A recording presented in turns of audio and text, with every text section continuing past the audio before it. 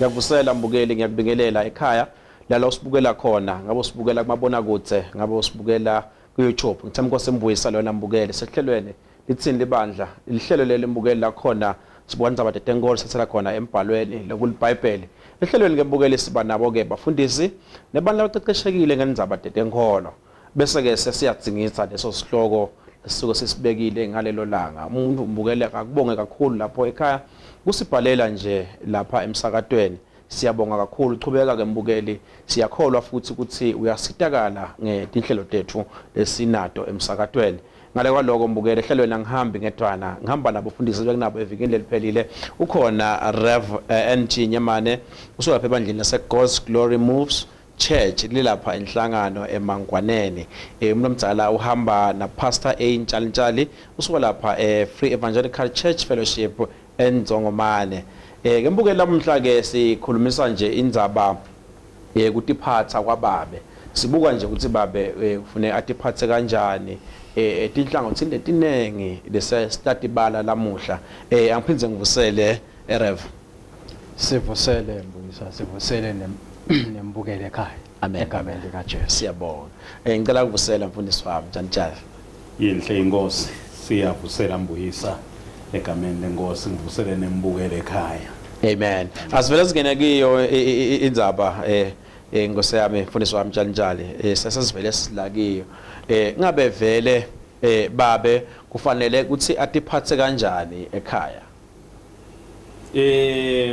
kubhekekile ukuthi babe njengenhloko I provide lethi i guidance okay kubantu abakhe nakumkakhe okay angafiki la khona babe atawusola umuntu ngetinto letenteka ekhaya la okay ukhumbula indzaba ya Adam usola Eva uthi hey ngilomfati ngilokunikela yes kanzi bekufanele alethe le guidance alethe lokuqonzisa la ekhaya lakhe sithi ke babe ufanele ukuthi abe imento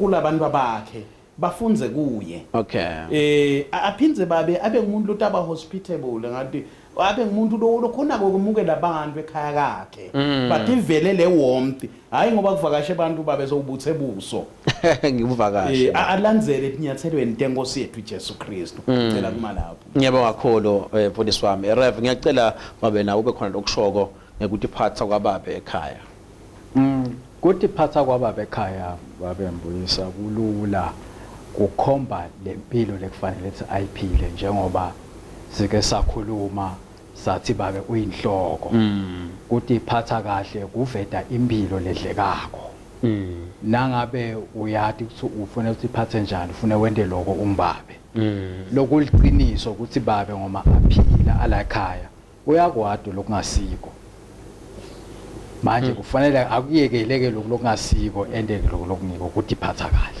kahle lokho maye siyabonga kakhulu ngosami mfundisi wami ngabe babe kufanele ukuthi atiphatse kanjani nyaloko sesibuka nje emangweni wonkana babe siyabonga Mbuyisa babe emangweni ufanele abe ngumuntu lesitawuthi umuntu lo morally upright abe ngumuntu lo wesaba uNkulunkulu unesabe uNkulunkulu yes and abe ngumuntu babe lotabe khuta bubi nakabubona bendeka okay aphilisane ngekuthula nabo bonke abantu yes abe ngumuntu lotawuma emele nabaya labaphila netinkinga thide bekube ngathi ngesingisi bengathi naba laba vulnerable nguvakahle yes babe abe ngumuntu lotabe melela akhumbule babe lokuthi uNkulunkulu nguye lo ngimehlulele le egqineni siyawehlulelwa ngalesikwendile sisekulo mhlaba ngiyabonga kakhulu mfundisi wami Rev ngiyacela nawe babe kube khona lokushoko kutiphatseni kwababe ekakhulu emangweni babe la icala khona indzaba ekutiphatseni emangweni kusekutheni uyatihlonipha yini wena kufanele yena atihloniphe yena nakakhonile kutihlonipha yena tatha hlonipha likhaya lakho tawukhona nokuhlonipha umango Okay. Umango unemihambo yakhona kunendlela yakhona efuna iphilwe la emangweni so yena ke ufuna atiphathe ngesimo ngoma ngesimiso salomango laphila kuwo Phansi kwawo. laphila nje ngaphansi kwawo akahlonipha ngoba masikhuluma ngemango mbingo asikhulumi ngokuthi sikhuluma ngemphakathi la sikhuluma ngemango sikhuluma ngalabantu abaphilako la kulendzawo la kuyo Just nahluleka ukuhlonipha lo mango futhi naye akade ihlonipha. naye akade ihlonipha Siyabonga kakhulu. Mfundisi wami naku kenyalo babe uyatiphatha kumele uthathe iphathe kanjani nyalo sesibuka ke ebandleni babe ukuthi babe uphatha kanjani nje ebandleni. Sithi ke Mbuyisa babe ebandleni ufanele abe sibonelo.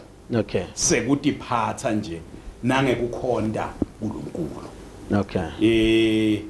Babe ufanele abe ngumuntu lo ngumholi abukhombise lobuholi afundzise ebandleni abe ngulotawu fundzisa labo babe labancane ebandleni bafunze kuye ukuthi indvodza lekholwako iphila njani bekube ngabuya ngizwe ngathi he has to disciple young men in the church. Okay. Yes. Okay. Ngoba kuyinto lemqoka lokuthi labo babe labasanza kushada nanabo bafunze kulabo babe labadzala. Kungabi noma ngimuphi ke babe lomdzala kodwa lo babe lo lingisa Christ. Lo lingisa Christ. Yabonga kakhulu umfundisi wami. Rev ngabe vele babe vele yena ufuna atiphathe njani ebandleni. Kuphila ebadleni bengo kwati ngalombono lo submit phasawo. Okay. Utawukhona kuhlonipha lombono lokuthi phatha kuyaba sekutheni lombono uyawuva uyawuthwala uthi ngoma ukhuluma ngalombono walelibandla lokuwo. Okay. Nekutiphatha kwakho akusi mnanzi kwatiwa ukuthi leli sonto lela lo babe loya ngoma labo babe lapha benda naku nanaku bakhulume konke lokubi kungaba kunatha bona tshwala ngoma whatsoever kodwa ke na utatiphatha kahle utihloniphe uyawuhlonipha lo mbono lokuphila phasasawo. Ngiyabonga kakhulu Rev, ngiyabonga kakhulu babe. Ngabe mfundisi wami babe ufuna atiphathe njani ke nyalo sesibuka nje emsebentini ngoba siyathi vele abo babe bayasebenza. Kubhekekile kuthi babe emsebentini abe ngumuntu wesimilo lesihle. Ayikhombise integrity. Ngoba baye bathi laba labachazako ke nabachaza integrity. Bathi ngulento lokuyendako noma kude lokubonako lele gadza wena kuthi ubehave njani. Yes. Lokunye lesingakusho ngababe singathi babe phela emsebentini indlela latawu disciplina ngayo le nangabe kusho ukuthi usebuholini nje laba labangaphasi kwakhe ayibe ngile consistent. Lokusho ukuthi akangabi ngilokhetha abantu. Okay. Akabuke simo abuke senteko abese sowenda i-decision lengiyo anga influence ukuthi ngoba abantu kwangithengele ama chips. Yabonga kakhulu babe. Ngabe babe nawe ungaphosa liche lapha lithi ngabe babe ufuna atiphathe njani emsebentini. Ngingayicala kanjena Mbuyisa ukuthi mina ekhaya ngikhulise emakhaya. Make mina lo ngidalako abengahlala ngafundzisi ngenhlonipho. Kuva kahle baba. Lesikhathi wena utawuhlonipha. Uyawuhlonipha umsebenzi uhloniphe baphathi. Bekaya athi make kimi mfana wami inhlonipho sikhiya sekuphumelela. Lekusho ukuthi babe emsebentini akahloniphe labamphethe aphindze awuhloniphe lo msebenzi lanike wona. Kodwa nakangathi uthi usebentela ini angeke awuhloniphe fune athi lothi ulethwe yini la msebenzini. Ngiyabonga kakhulu Rev. Bukule ekhaya uyativela abantu labadzala bathi Nawungibabe hlonipha tiphatse kahle sibalile lapha utiphatha kahle ekhaya emangweni ebandleni sabala nasemsebentini wati lokuthi lokho ukwendela ini siyabuya ke mbonisa shika khona ititona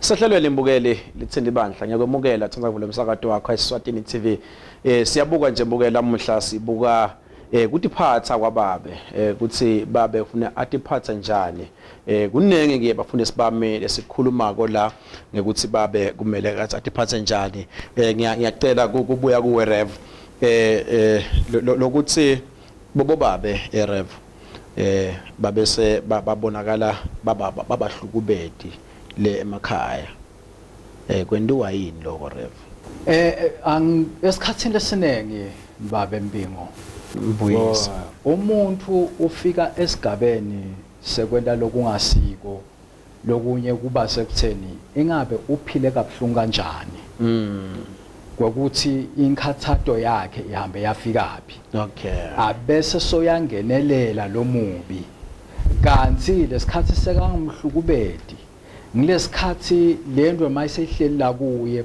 angafuni kwelulekwa athathele yena sinqumo ngalamafishane kunake bathi ngesingisi so decide ukuthi ngcono a revenge manje revenge lakhaya bese sofuna revenge lakhaya kanzi mhlambe nguye yena wahamba wayoweba inkomo ngiyabekisa ngekweba wahamba usho nje inkomo la wangafuni lakhathi badi sebamlandzela ke manje bemthetho so wasatha uphumathi so uthi ngoma ngathi uyakhuluma uthi sekuphele liswayi lakhaya sengihlinge emphama ngilendlela lele imzwangedwa ngalamafishane hey ngosiyami ngiyabonga kakhulu Ref hey nalenza bobabe baveteka mfundisi basi baba wahlukubedi lemakhaya uyakhuluma o Reverend lapha uthi makucela swai ngihlinge emphama ngabe ungathini lapho baba siyabonga Mbuyisa indzaba yekuhlukubeda lesithi abuse isihlava lesihlasele live lonke ngeke ngathi kuhleli phansi nami ngiqoqa nje majayeni ukuthi hawu yini kube kanje kwatholakala ukuthi the boy child, I will put it that way, is neglected. Bafana baphila nemantombazana la empowered. So lokuthi ke lamantombazana empowered afika la khona ababomake abebomake laba empowered. Le ndodza ingekho empowered. So ngoba le ndodza ayikho empowered feels threatened.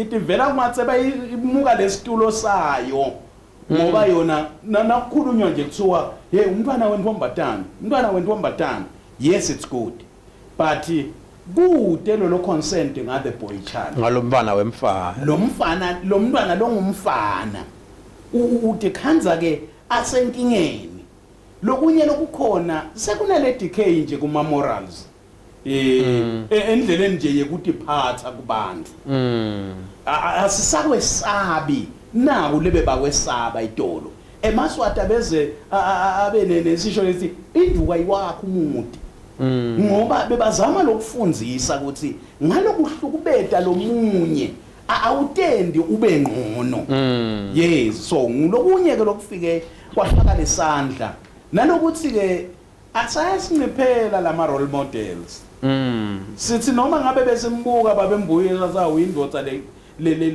yenkonzo lephila kahle uthi uve ukuthi seyihlikiye makwakayo so uyabona ukuthi awuvele kusho ukuthi sinebumadima engenye kwegcina kungaba ngingolo ukuthi emadodza they are hurting inside emadodza abuhlungu koja kude lo khona kwalalela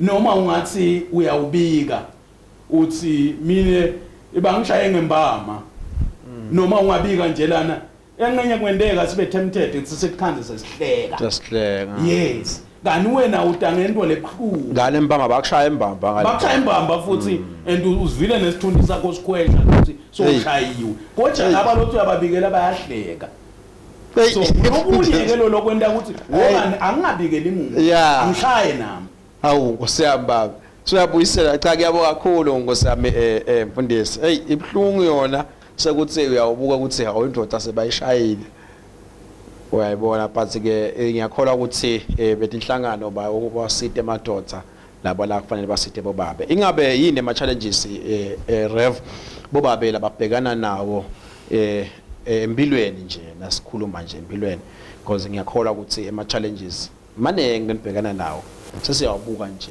ukuthi ngabe yini nje ama challenges lenibhekana nawo nje empilweni nje generally ngoma umuva ngeta kubeka kube kunenge ema challenges abakhona emadodzeni I challenge le dibana nayo emadoda ngeke ukuthi na ukhuluma indzaba oyidvodza uyaphuta lokunakeka lokuthi vele usenkingeni kuyi challenge lokho ngoba la ufika ukukhuluma khona ukwathi hey uyathi ngishoda ngeke ukuthi lo muntu utakuphendula nje melula athi hey khwica indoda ayikhali iyatimisela nguva kahle ukhanzi vese uhluleke embamba vele uqinile vele ishayise silingi usilingi kude lokutawuba khona and then ke bese seyabona ke lo muntu ukuthi cha lenkinga lenginayo angayi kuyoyibika ngoba vele ngeke ngithatheke serious ngiyabonga kakhulu babe ngabe mhlambe ngaphosa litshe nawo babe esivivaneni kulama challenges siyabonga Mbuyisa manenge ama challenges labhekene nabo babe kuletikhathi lesiphila kuto nje siphila la khona imnotho yemave onke iyantengantenga nguva kahle kepha babe irole yakhe yekuba iprovider ayikaqegiswa lokumniketa ke ipressure babe kumende babe angasakhoni lokuthi amelane naletimo sithi ke bobabe nabo they are so vulnerable na kufika letimo leti nalokuthi ke sathi indoda kufanele yona ingakhali indoda kayikhali ngikwe emadoda lamanengi uyafunza emaphepheni indoda seyilengisile yephele kude leleta ukhuluma kuye indoda kayikhali ngiyabonga kakhulu mfundisi ngenxa yesikhathi ngiyafisa lokuthi bafundisi bami sesikhuluma sesiqoqoda rev lapha ke lama challenges lesikhuluma ngawo ingabe vele bobabe ba overcome kanjani noma bangawa overcome kanjani noma ke bangasitakala kanjani basaphethe ukunetho inkinga mhlambe labangakhona ukutshela lomunye umuntu empilweni akuyiwa ngenhlanje njengemanje kungenteka ungakhoni kuchazela sihlobo sakho umnakeno kodwa ukhona mhlambe lena khula naye nelusa naye lokukhuluma ngalamafishane ngifuna kuveta lokuthi akabe khona lo tawuphefumula khona uthi uyati ngina nayi inkinga nayi lenginayo mhlambe lo muntu loyo angafike akunikete sisombululo ngekuthi akusite ngoma akunikete ukuthi yenda njani ngiyabonga kakhulu wakhona rev lapha mfundisi nawe emagama akho egcina babe nange yababe so shiye indzawo yakhe yokuba ngibabe ngenxa yetimo letimatima lahlangabetana nathi empilweni ushilo lapha rev ukuthi lo moyo ukhanza ukuthi uyatilengisa uyatibulala ngabe ungathini lapho babe lele ngingakusho kubo babe emakhaya kungaba ngolokuthi abayishinje iperspective yabo endleleni lebabuka ngayo Tindo uthi lomnye umbhali ngalesikhathi ushintsha le perspective naletimo kuye kungathi tiyaqeka tiyange kuba ngcono kwekuqina kungaba ngolokuthi akabe khona lama platforms la khona bobabe batawukhona ukuthi bakhulumisane babo babe bakhulume ngaletinkinga tabo kuze kuthi tigcine tisombululeka sehle nale stress kubobabe ngoba nasolo bagqishelene bangakhulumi yinkinga. Ngiyabonga. Bukele ekhaya uyativela ukuthi nibobabe lapho emakhaya tindwa tingase tiyagcishelana kakhulu. Uthola isito la ungathola khona udistress nawo ungabe neoverload ugcine sohlukubeda abantu labethu elicala ekhaya. Ngaloko ngiyabonga kakhulu kubafundisi bami labasihloniphile nje ukuthi besingaba interviewer. Nawe mbukele siyakubonga lapho ekhaya. Kubona ukuthi ihlelo landzelako emsakadweni wakho Themba Eswatini TV. Usale kahle.